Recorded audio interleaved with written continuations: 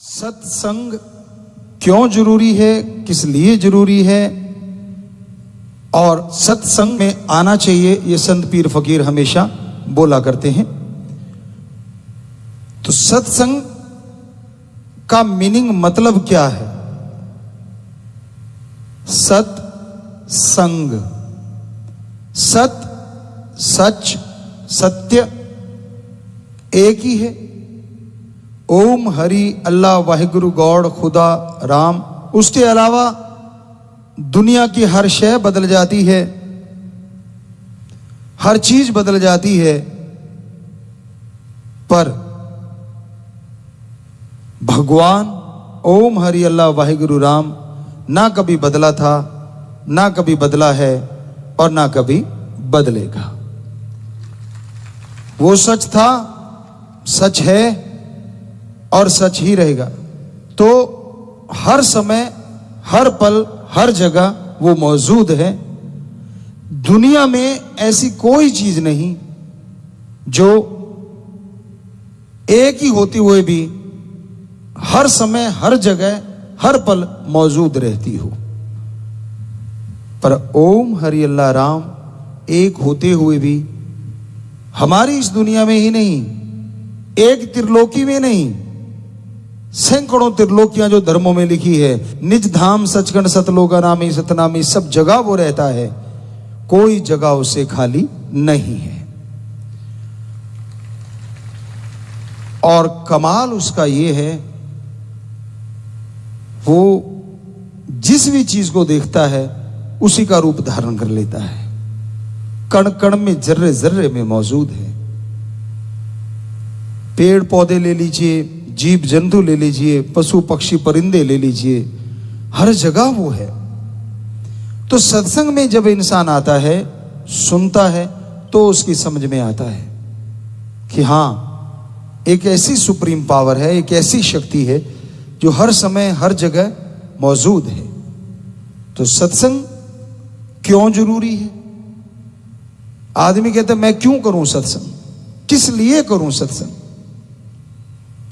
क्या आप जानते हैं कि आप कितनी शक्तियों के धनी हैं?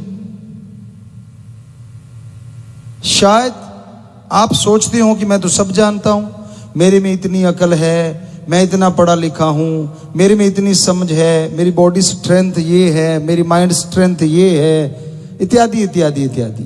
तो आप सोचें कि मेरे को तो सारा पता है। जी नहीं, ये तो 100% में 1-2% ही आपको पता है। यहां तक साइंटिस्टों की बात करें, वो भी कह रहे हम तो इंसानी शरीर को 10 से 15% ही पढ़ पाए हैं। तो हमारे धर्मों में यह बताया गया है कि अगर आप अपनी स्ट्रेंथ, सोचने की शक्ति, शारीरिक शक्ति यानी आत्मिक, मानसिक, शारीरिक शांति चाहते हैं, शक्तियों को बढ़ाना चाहते हैं, तो आप इसके योग्य हैं, मनुष्य कि जो अपनी शक्तियों को बढ़ा सकता है। पर कैसे? क्योंकि वो शक्तियां आपके अंदर हैं और बढ़ाने के लिए एक स्कूल, कॉलेज अगर कोई है तो वो सत्संग है। यहां बताया जाता है वो मेथड, वो युक्ति, वो तरीका जिसको अपना के आप अपनी इन शक्तियों को अपने अंदर से हासिल कर सकते हैं।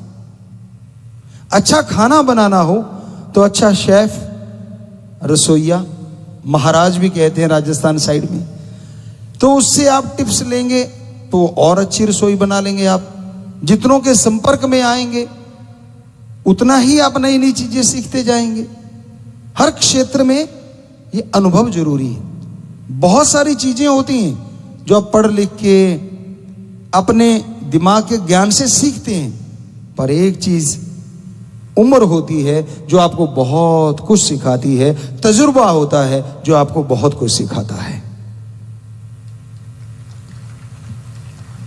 तो उसी तरह सत्संग में जितनी बार आओगे, जितनी बार सुनोगे, हर बार आप कुछ नया लेके जाओगे।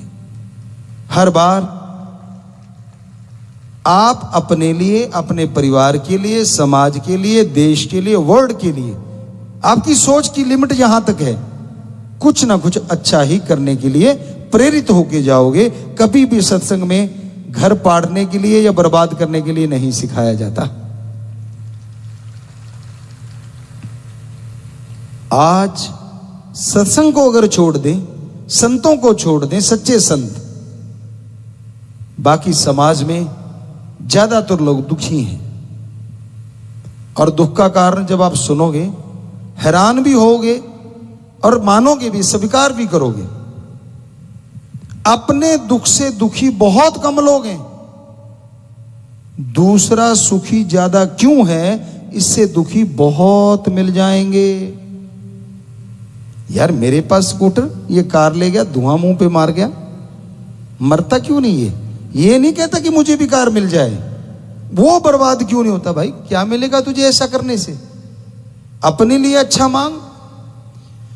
तो हमने इसमें भजनों की भी रचना करी है। नए जो भजन आपको बोलते हैं कि बहुत सारे 800 के करीब हमने भजन बनाए, गुरुजी की कृपा से, बेपरवाह जी ने रहमो करम किया, उन्होंने बनवाए, उन्होंने बनाए।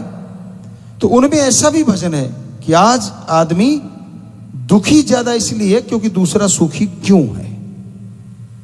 लेकिन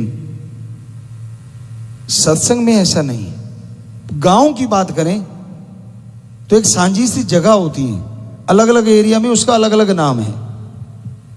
पंजाबी में सत्थ कह देते हैं, कोई पंचायत घर कह देते हैं, कोई कुछ कहते हैं, अलग अलग नाम है। वहां बुजुर्ग बैठे रहते हैं, ताश के पत्ते खेलते हैं, खुंड चर्चा भी बोलते हैं उसको। तो वहां अगर कोई गिरता पड़ता नौजवान आता है नशे में धुत शाम के टाइम, तो एक आधा सवाल उठता है, यार देखना उधर, हमारी कानों सुनी बात आंखों देखी।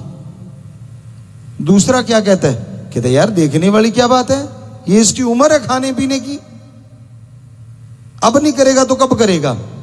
पर असली भावना क्या होती है अंदर से? गाली दे के बोलते हैं कि अच्छा ये बर्बाद होगा। अंदर भावना ये होती है। और अगर कोई राम नाम की चर्चा सुनने जाता है, आप लोगों ने भी फील किया होगा या फेस किया होगा, हाथ में बैग है, वो बैठे लोग क्या कहते हैं, तीसरे दिन उठा के चल पड़ता है बैग सा, क्या ले लेगा, घर में बच्चे भूखे मरेंगे। होता है कि नहीं होता?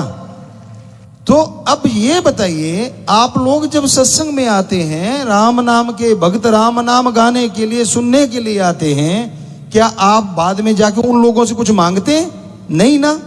तो उनको तकलीफ क्यों हो रही है कि ये तीसरे के दिन क्यों चल पड़ते हैं, इतने इतने लोग क्यों इकट्ठे हो जाते हैं? उनको तकलीफ इसलिए होती है कि ये तो यार आबाद होते जा रहे हैं, दिनों दिन तरक्की करते जा रहे हैं, इनके घरों में तो बरकतों के ढेर लग रहे हैं। तो आपको वहीं पे आ गई बात, दूसरों को सुखी देख के ज्यादा लोग दुखी रहते हैं और फिर कोशिश करते हैं कोई चिंगारी लगाने की, भाई को भाई से लड़ा दें, बेटे को बाप से लड़ा दें। बड़े मास्टर बैठे हैं जी, उस्ताद बैठे हैं, पता ही नहीं चलने देते, ऐसी ऐसी बातें सुनाते हैं। तो इस पे एक आपको बात सुनाया करते थे, वो बात ख्याल में आ गई। एक संत किसी गांव में आए और उसकी एक सज्जन सेवा करने लग गए। वो सज्जन जो सेवा करते थे, संतों ने उसे पूरा पढ़ लिया। अब सेवा ही इतनी करी उन्होंने, साथ संगत आती, उनकी चाय बना के देना, लोग तब थोड़े आते थे, 5-10 आ गए, उनको खाना बना के देना, संतों के लिए भी खाना दे दिया। अब सेवा करता रहा वो, सेवा भावना जबरदस्त। टाइम हुआ तो संत कहने लगे, भाई हम तो जा रहे हैं अब और नगर के लिए, पर आपने बहुत सेवा की, बोलो आपको क्या वरदान दी। मां के बेटे ने एक बार भी ना नहीं करी। आमतौर पे ये अपने सभ्यता है कि एक बार अगर कोई चाय भी कहे ना कि यार चाय पी ले, तो आगे से कह देते नहीं। और कई जगह हमने देखा है, सामने वाले कह रहे चाय ले आई, नहीं, अच्छा ठीक है, दूसरी बार पूछते ही नहीं। आप लोग कहीं ना कहीं देखा होगा, हमने देखा है जी, बिल्कुल देखा है, एहसास किया है। और कई ऐसे होते हैं पूछते ही नहीं।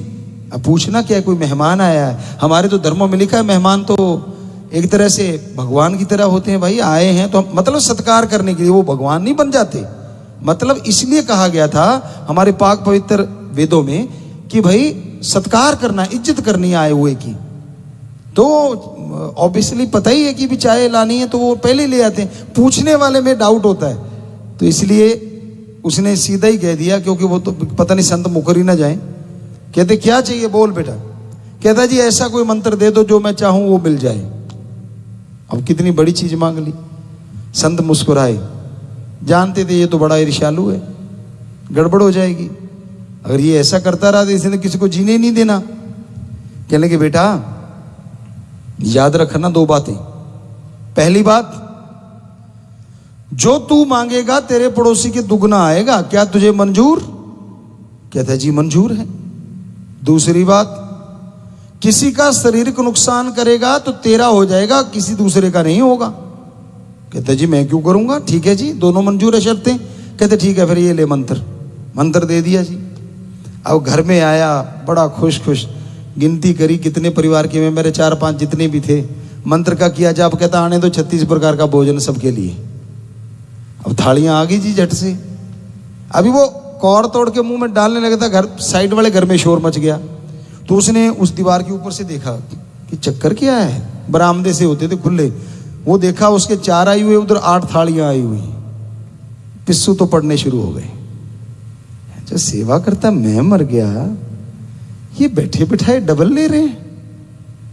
कोई नहीं, चलो भूख लगी थी, खाना खाया, खाना तो स्वादिष्ट होना ही था, अब गए भी रूहानी खाना था। बहुत खुश हुआ, सारा परिवार खुश हो गया। तो तब बैलों से खेती करते थे। कहता जी ऐसा है, मैं चलाता हूं, मेरा बेटा चलाता है, तो हमारे 2 नगौरी बैलों की जोड़ियां आ जानी चाहिए। अब वो खाना खा के बाहर निकला, देखा खूंटे पे 4 बैल खड़े पूरे गजब के। बड़ा खुश हुआ। अभी आप जाके हाथ ही रखा था, देखा पड़ोसियों पे शोर मच गया। अब हाथ धीरे ही चल रहा था, क्यों पता था उधर शोर मचेगा। देखा ऊपर से दीवार के, उधर 8 बैल खड़े। पंगा पड़ गया यार, गालियां देके कहता है सेवा करता मैं मर गया, ये बिना वजह पंगा ले रहे। अब नहीं मंत्र का जाप करूंगा, ये कोई बात थोड़ा ना है। चुप हो गया, पर अंदर जलन। आपको अभी कहा था दूसरों का सुख देख के दुखी। अब आ गया बाहर वाले कहते यार उदास सा दिखता है। कहते यार क्या उदास दिखता हूं, बाद में कभी बताऊंगा। घर वालों ने जोर दिया कि यार तू कुछ और भी मांग ले। कहते चलो ठीक है। कहते ये घर देख अपना कितना गंदा हुआ पड़ा है, अब उसको मतलब जी करे मांगू कि ना मांगू, पता था होगा क्या। अब घर वालों ने प्रेशर डाला, मान गया, मंत्र का जाप किया। कहता जी आलीशान घर बन जाए।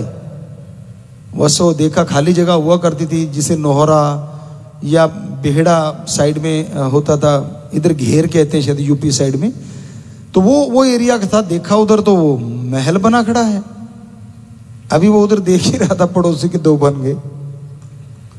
कहता है इसीलिए तो मैं कह रहा था मत लो पंगा, हटे नहीं ना, वो देखो उधर। अब सारे चुप हो गए। कहता अब नहीं, अब मुझे तंग मत करना, कुछ नहीं मांगना मैंने। अब बेचारा चुपचाप। पड़ोसी बड़े खुशी, यार कुछ किया नहीं कराया नहीं, ये तो बड़ा मजा आ रहा है। वो तो शोर मचाएंगी, नाचेंगे, आएंगी, उसको लगे जहर जैसे। तो कि ना मेरा कोई नाम, ना मेरी कोई वाह है, मेरी वजह से सारा कुछ ले रहे हैं और ये नाचे क्यों दे जा रहे हैं। हालांकि उन्होंने बेचारों ने उसका कुछ बिगाड़ा नहीं था। चला गया। कई यार दोस्त होते हैं, आपको कहा ना बड़े मास्टर होते हैं, आप जानते ही हो, कहने की जरूरत नहीं। तो वो दुनिया में गया और कहने लगा यार मेरे साथ तो बड़ी गड़बड़ हो रही है। कहने लगे क्यों, तू बड़ा उदास हो यार, तेरे तो महल मोल पता नहीं तू कहां से रातों रात कौन सा जादू टोना कर आया। कहता कौन से महल। कहते नहीं यार तेरे खेत में बैल भी बड़े बढ़िया चल रहे थे। कहता मत पूछ यार। कहते तो भी वो संतों के की थी सेवा। कहते हाँ। कहता उन्होंने मुझे वरदान दिया, लेकिन पड़ोसी के डबल हो जाता है। साइड पे ले गया, कान में कुछ फुसफुसाया। मास्टरों का काम ही होता है, अगलाई डब्बू को तकानते। उसका क्या जब बिगड़ना था। अब वो गया और जाके मंत्र का जाप किया। कहता हे भगवान, मेरे गेट के आगे एक कुआं लग जाए। अब उसके कुआं लग गया, पड़ोसी के 2 लग गए। कहता बन रही है बात। कहता यार सिखाया तो उसने बढ़िया है। संतों के वचन भूल गया। क्या, किसी का नुकसान, शरीर का नुकसान मत करना। अब मंत्र पढ़ा और कहने लगा हे भगवान हमारी एक आंख फूट जाए।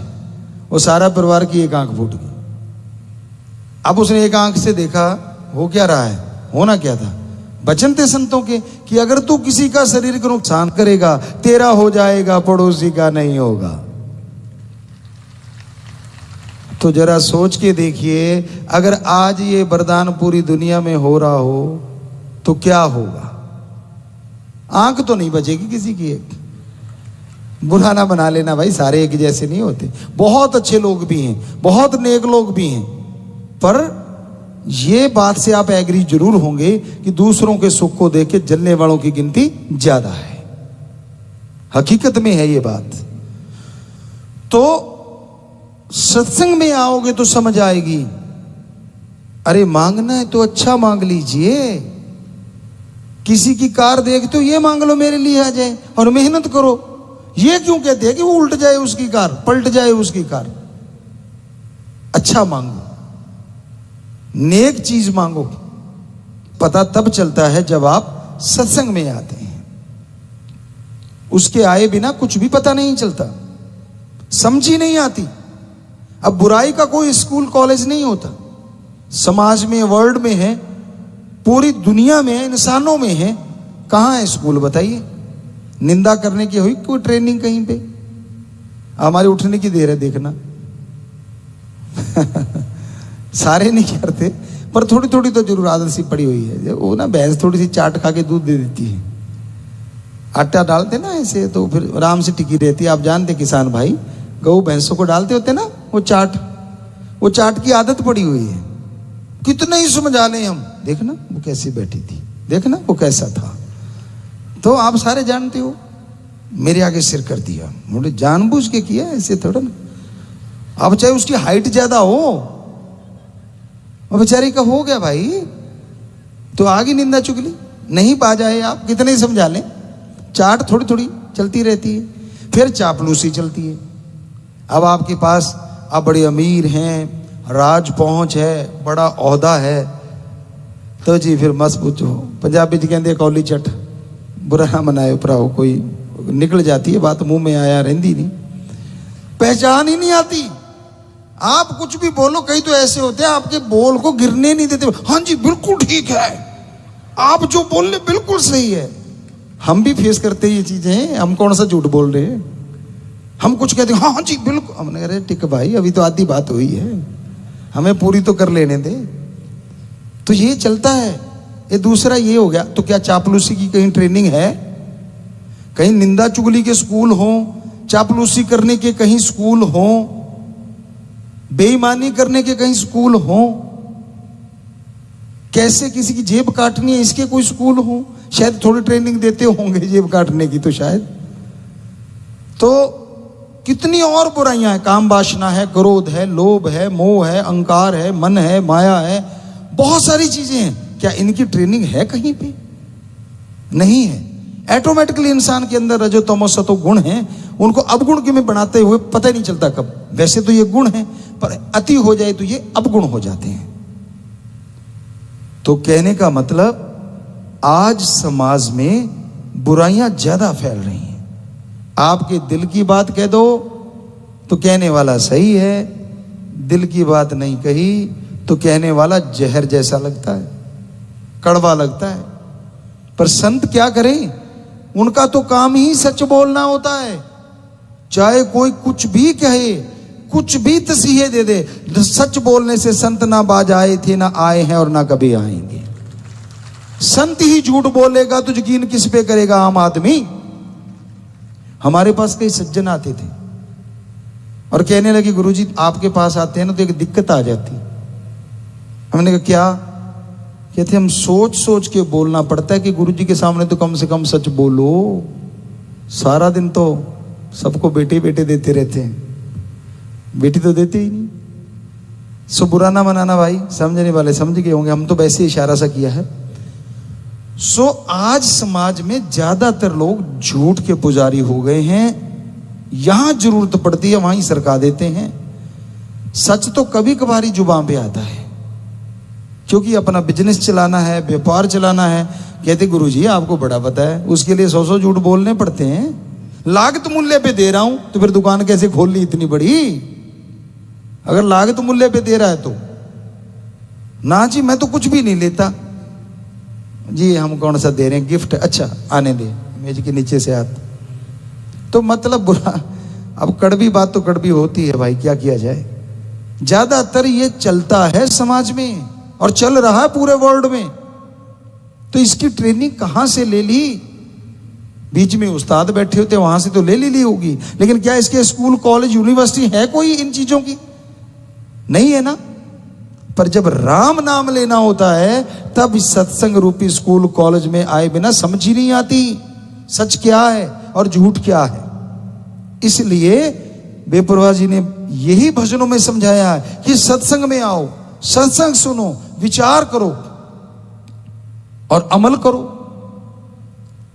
आप सुन लिया आपने बातें, खुश हो लिए, कड़वी भी लगी होंगी भाई, करारी सी भी लगी होंगी और कईयों को बकबकी लगी होंगी, लेकिन कईयों को सही लगी होंगी। कई ओपन माइंड होते हैं, कई नैरो माइंडेड होते हैं। ओपन माइंड वाले को लगता है हाँ यार इसमें कुछ गलत तो कहा नहीं और हमें इसमें कोई लाभ भी नहीं है।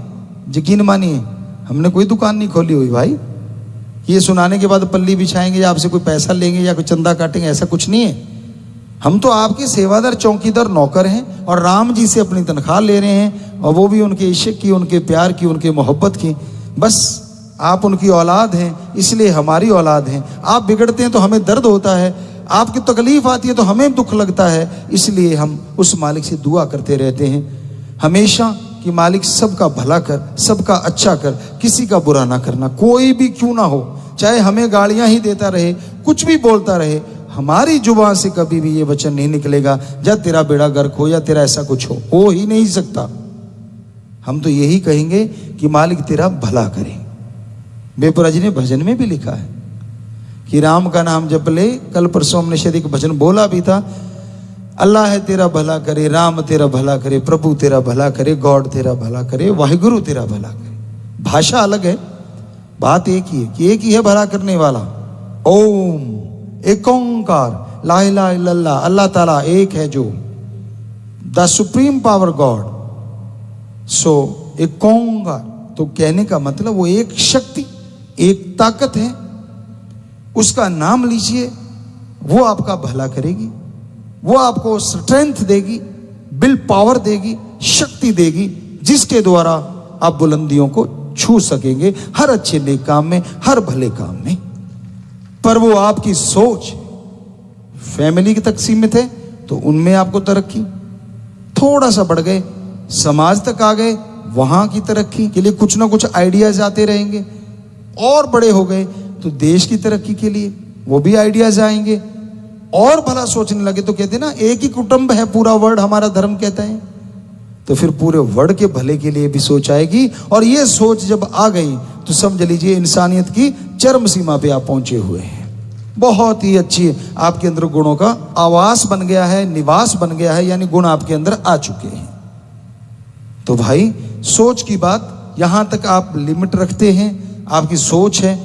राम का नाम, ओम हरि अल्लाह वाहिगुरु गॉड, खुदा का नाम आपको उस सोच के लिए जरूर तरक्की देगा, भला करेगा आपका, आपको ताकत देगा। इंसान इंसान है, भगवान में कमी कोई नहीं निकाल सकता, इंसान में कमियां हो सकती हैं, इसमें कोई दो राय नहीं। सतगुरु में नहीं हो सकती, पीर फकीर संत सच्चे रूहानी सूफी नहीं हो सकती। दुनिया लाख कहे, कुछ भी कहे, कबीर जी को क्या छोड़ा, श्री गुरु नानक देव जी महाराज को क्या छोड़ा, कितने संत पीर पैगंबर ले लीजिए आप, और आज उनकी वाणी को हर कोई नमन करता है, सत्कार करता है, इज्जत करता है।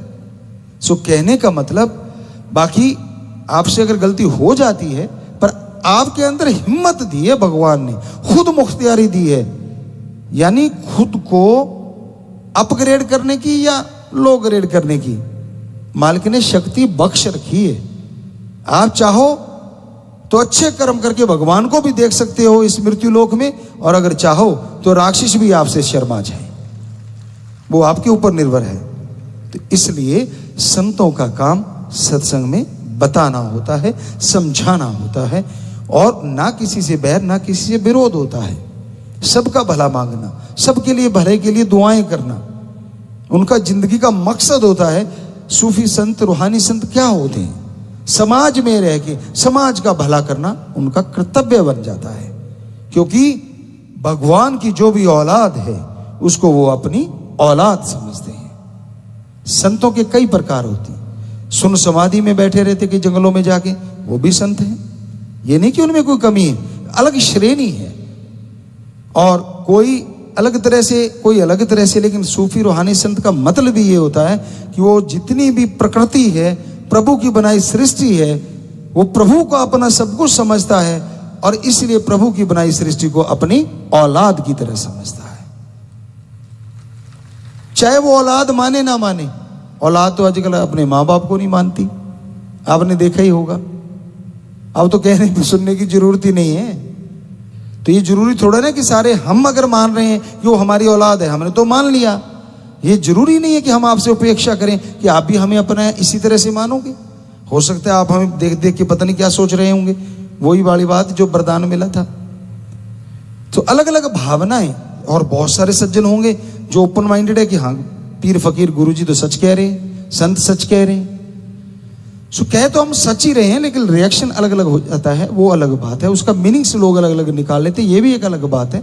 नजरिया अलग अलग होता है, ये तो सारी दुनिया जानती है। सके दो भाइयों के एक जैसे हाथों के निशान नहीं होते, आंखों के निशान नहीं होते, और ये छोड़िए एक जैसे नसीब नहीं होते, एक जैसे कर्म नहीं होते। एक ही मां के पेट में रहे और एक ही बाप के खून से बने हो, फिर भी अलग अलग।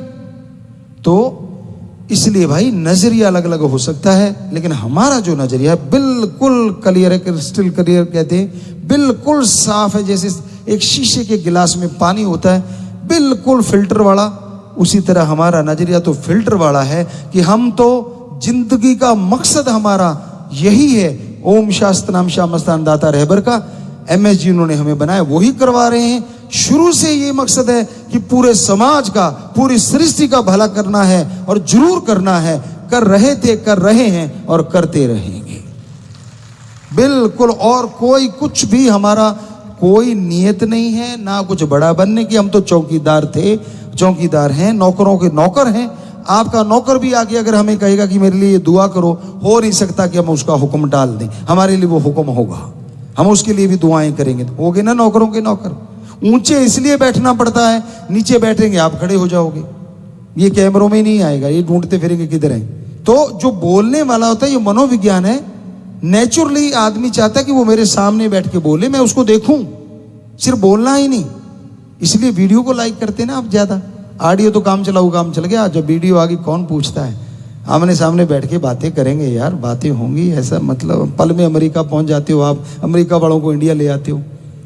सो कहने का मतलब ये चीजें तो जरूर हैं, लेकिन संतों का काम तो वही है, सबका भला करना, सबका भला मांगना, सबके भले के लिए प्रार्थना करना, और कोई बड़ापन नहीं है। और ये ऊंचा बैठना, दूसरा कारण इसका ये भी है क्योंकि हमारे पाक पवित्र ग्रंथों में ये लिखा है, कलयुग में जो सत्संग सुनने आएंगे वो देवी देवताओं जैसे होंगे, ऐसे लोग ही सत्संग में आ पाएंगे। तो हमें इन देवी देवताओं के दर्शन हो रहे हैं, इनमें हमारे सतगुरु प्यारे राम के दर्शन हो रहे हैं। इसलिए थोड़ा ऊंचा होके देखते हैं कि लास्ट वाले में भी हो रहे हैं, आराम से उनको भी देख पाए।